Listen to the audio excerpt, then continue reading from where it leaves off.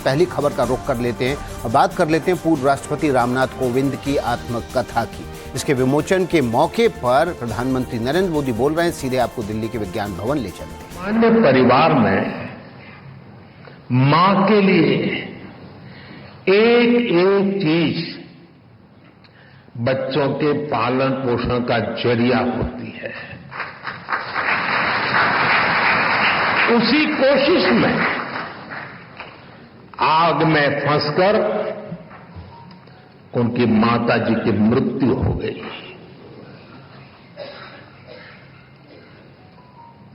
आप कल्पना कर सकते हैं, छोटी सी उम्र में मैं इस तरह की घटना, मां को इस तरह खो देना, ये कितना दर्दनाक रहा होगा। मैं तो भाग्यशाली रहा हूं, मेरी मां 100 साल से भी अधिक जीवित रही और मुझे आशीर्वाद देती रही। उसके बावजूद भी आज भी मैं मां की कमी महसूस करता हूं। साथियों, उनके जीवन का एक ऐसा दर्दनाक घटनाक्रम था, कोई भी इसे टूट सकता था, लेकिन कोविंद जी को उन मुश्किलों ने मजबूत किया। पड़ोस की एक माताजी ने उनके पालन पोषण में मदद की। इसे उन्होंने समाज की एकता और सौहार्द की ताकत को समझा। इस घटना के बाद कोविंद जी के जीवन में उनके पिता की भूमिका और बड़ी हो गई और जिस तरह से उन्होंने अपने परिवार को संभाला, बच्चों को संस्कार दिए, इसलिए कोविंद जी अपने पिता को अपना हीरो मानते हैं।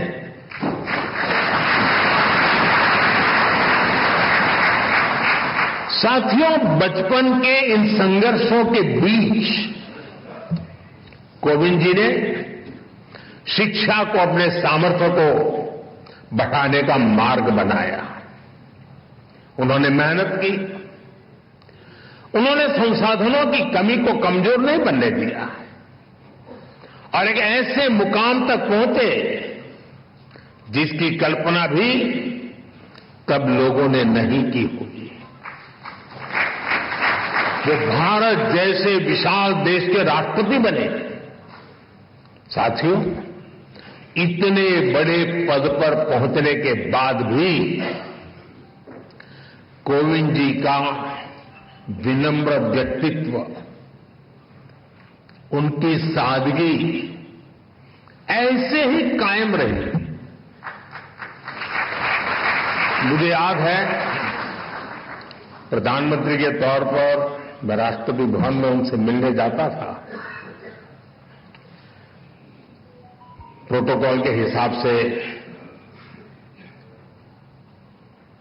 जो बातें नहीं हो सकती हैं, वो बातें वो करते थे।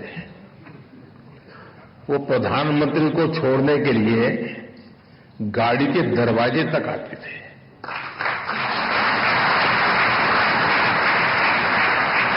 मैं शुरू में उनको प्रार्थना करता रहता था, प्लीज आप ऐसा मत कीजिए, लेकिन उन्होंने जीवन के आखिर तक अपनी उस विनम्रता को भी छोड़ा नहीं।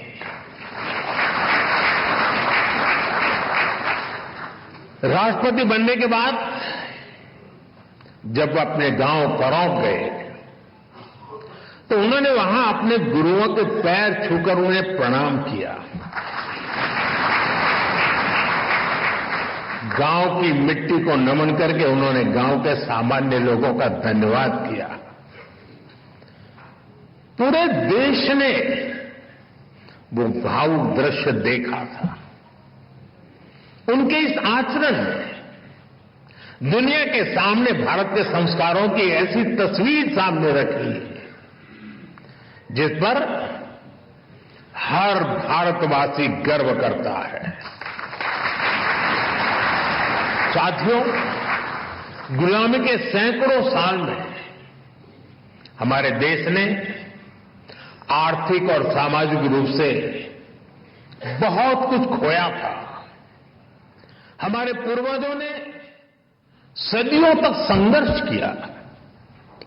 महात्मा गांधी, बाबा साहब आंबेडकर, ज्योतिबा फूले, सावित्रीबाई फूले, ऐसी कितनी ही महान विभूतियों ने भारत के नवनिर्माण का सपना देखा था।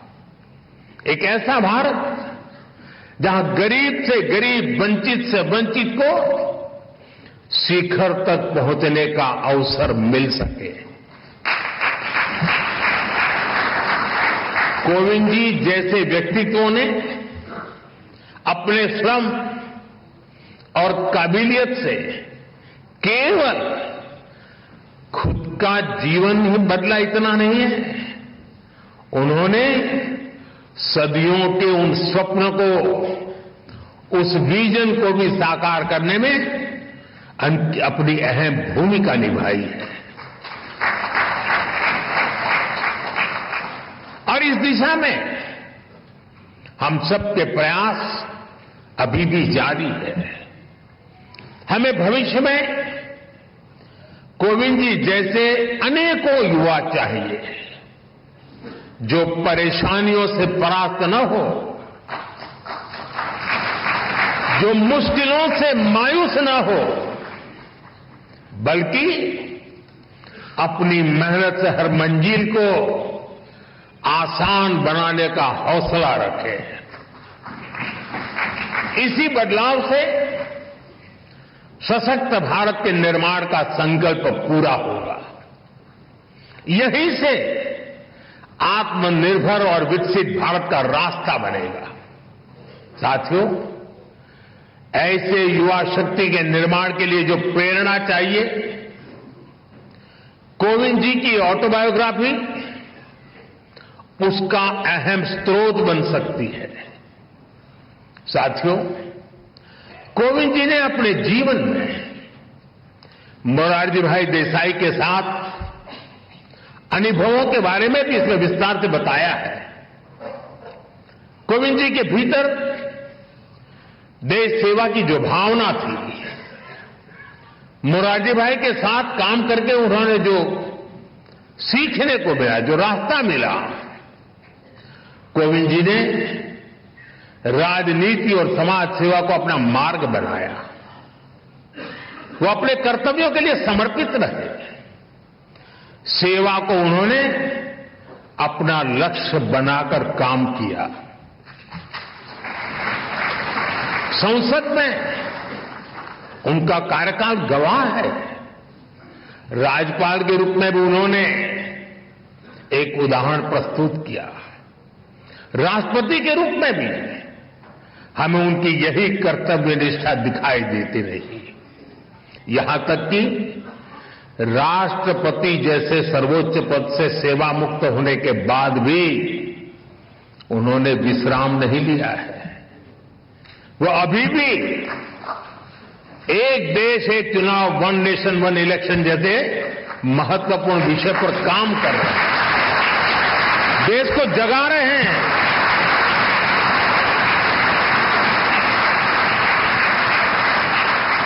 ये एक ऐसा विषय है जिसका समाधान देश के लोकतंत्र का नया अध्याय शुरू कर सकता है। मैं मानता हूं कोविंद जी की इस कर्तव्य निष्ठा और सेवा भाव से देश के लोग बहुत कुछ सीख सकते हैं। साथियों, सामाजिक जीवन में सक्रिय रहते हुए ऑटोबायोग्राफी के लिए समय निकाल पाना बहुत मुश्किल होता है। कोविंद जी ने ये काम हम सबके लिए किया है, क्योंकि उनके जीवन में ऐसा कितना कुछ है जिसमें गरीब वंचित तबके से आए तमाम लोग अपने जीवन की परछाई देख सकते हैं।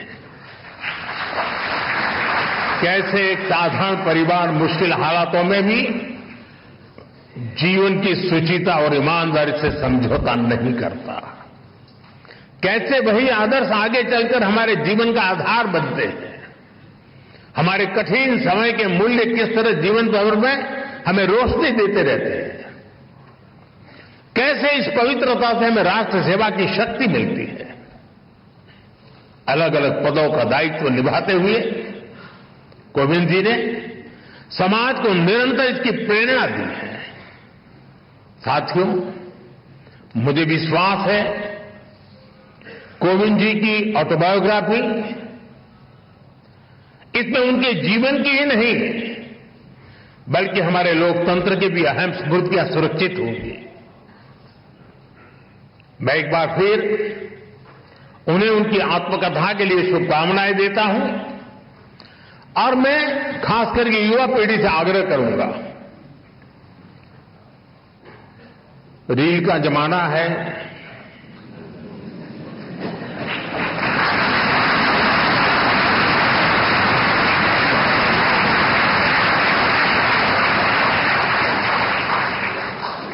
सोशल मीडिया में इन्फ्लुएंसर आपको खींच के कहीं कहीं ले जाते हैं। इस शॉर्टकट के युग में भी एक बात हम जरूर याद रखें, रेलवे स्टेशन पे लिखा हुआ होता है। कुछ लोगों को पटरी पर कूद करके जाने की आदत होती, ब्रिज पर नहीं जाते। तो वहां लिखा होता है shortcut will cut you short.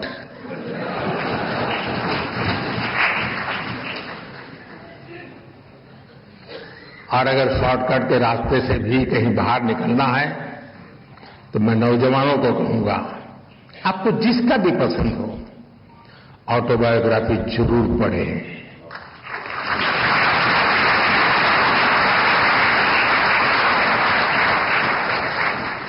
Autobiography उस कालखंड की इतिहास की घटनाओं को अलग तरीके से समझने का अवसर देती है।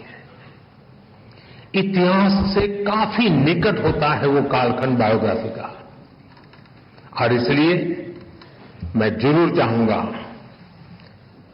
कि कोविंद जी की जो मेहनत है वो आने वाली पीढ़ियों को काम आए, युवा पीढ़ी को विशेष रूप से काम आए। बहुत बहुत शुभकामनाएं, बहुत बहुत धन्यवाद।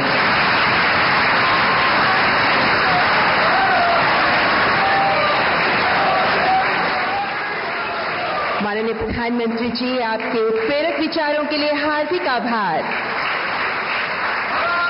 इस पावन एवं गरिमामय अवसर पर मैं माननीय लोकसभा अध्यक्ष श्री ओम बिरला जी, परम आदरणीय पूर्व राष्ट्रपति श्री रामनाथ कोविंद जी तथा माननीय पूर्व प्रथम महिला श्रीमती। देखिए, प्रधानमंत्री नरेंद्र मोदी पूर्व राष्ट्रपति रामनाथ कोविंद की ऑटोबायोग्राफी का विमोचन कर रहे थे और इस दौरान उन्होंने एक बहुत दिलचस्प बात कही। उन्होंने कहा कि नई पीढ़ी को कोविंद जी की ऑटोबायोग्राफी जरूर पढ़नी चाहिए। ये उस समय के इतिहास का एक लेखा जोखा होता है। प्रधानमंत्री नरेंद्र मोदी ने कहा कि सोशल मीडिया इन्फ्लुएंसर आपको खींच के कहीं भी ले जाते हैं, लेकिन नौजवान पीढ़ी को ऑटोबायोग्राफी जरूर पढ़नी चाहिए।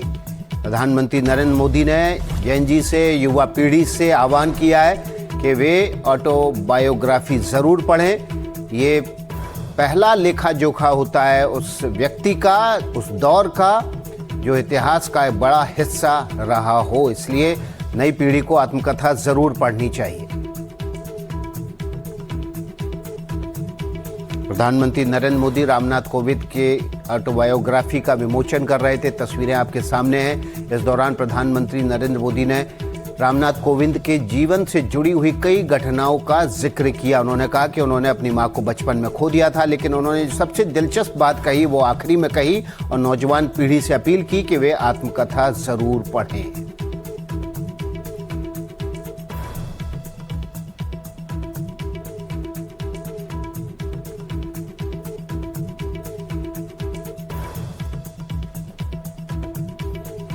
प्रधानमंत्री नरेंद्र मोदी देखिए रामनाथ कोविंद की आत्मकथा का विमोचन कर रहे हैं। Times of the Indian Republic नाम की ये किताब है। इसमें रामनाथ कोविंद पूर्व राष्ट्रपति भारत के, उन्होंने अपने पूरे जीवन वृत्तांत का जिक्र किया है। इसके कई हिस्सों को प्रधानमंत्री नरेंद्र मोदी ने अपने भाषण में कोट किया।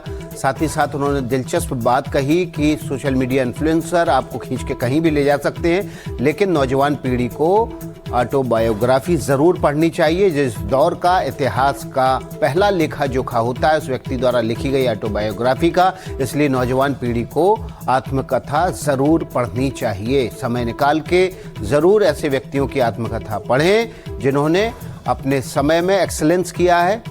सुनवाते हैं आपको क्या कुछ प्रधानमंत्री नरेंद्र मोदी ने कहा है। सोशल मीडिया में इन्फ्लुएंसर आपको खींच के कहीं कहीं ले जाते हैं। इस शॉर्टकट के युग में भी एक बात हम जरूर याद रखें, रेलवे स्टेशन पे लिखा हुआ होता है। कुछ लोगों को पटरी पर कूद करके जाने की आदत होती, ब्रिज पर नहीं जाते, तो वहां लिखा होता है shortcut will cut you short.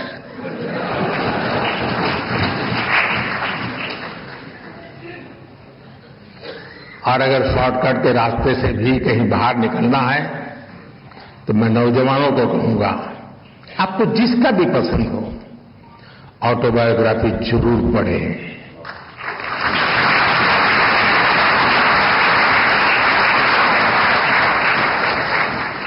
Autobiography उस कालखंड की इतिहास की घटनाओं को अलग तरीके से समझने का अवसर देती है। इतिहास से काफी निकट होता है वो कालखंड बायोग्राफी का, और इसलिए मैं जरूर चाहूंगा कि कोविंद जी की जो मेहनत है वो आने वाली पीढ़ियों को काम आए, युवा पीढ़ी को विशेष रूप से काम आए।